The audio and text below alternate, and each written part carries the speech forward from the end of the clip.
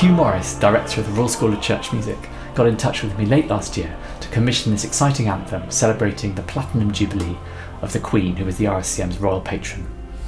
It seemed a wonderful opportunity to bring choirs together all over the Commonwealth to sing something that hopefully is meaningful and hopefully has integrity, but is nevertheless popular and has a mainstream melody that people can enjoy in choirs of all sizes and types.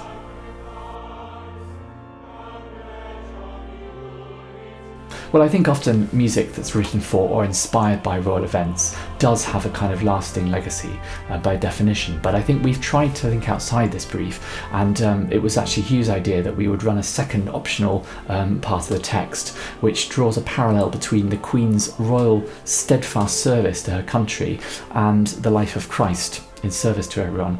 So in a sense we've extended the life of this by having a sort of liturgical setting, which I think will hopefully be performed in churches and cathedrals past just the Jubilee.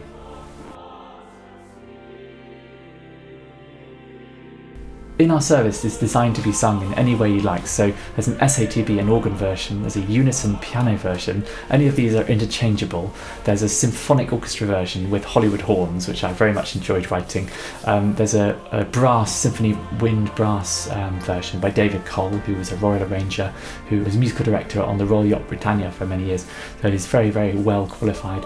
There's a brass version, brass and choir. So any or all of these can be done together, and it's great fun to have something that's completely interchangeable.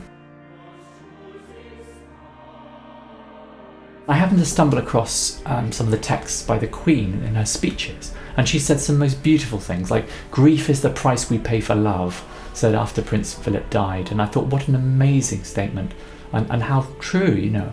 And so that was kind of the meat of the piece, and I think I built the whole thing organically around these quotes and wrote essentially a new text, but incorporating parts of the Queen's speeches that really stood out to me. You know, sometimes when you're setting a text as a composer, you feel like you're ratcheting music onto a text, and it didn't happen. It was very, very cohesive, and so I'm very proud of that.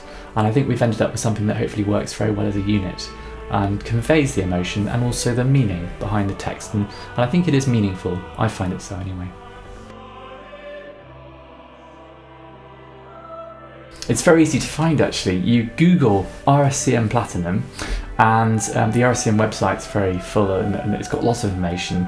You can download the pack, which has various vocal versions. You can hide the orchestrations if you want to do that, and the fanfares are probably available on there by now.